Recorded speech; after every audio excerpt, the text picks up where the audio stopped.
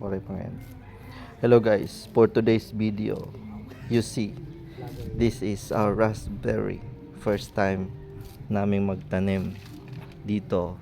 Kinawat lang namin ito. Tapos, kinawat lang ngayon namon. Sorry naman. Sorry, ang tagiya. Look at it. There are fruits already.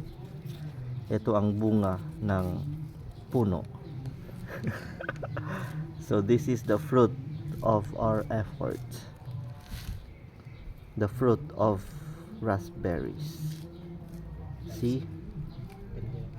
See the look.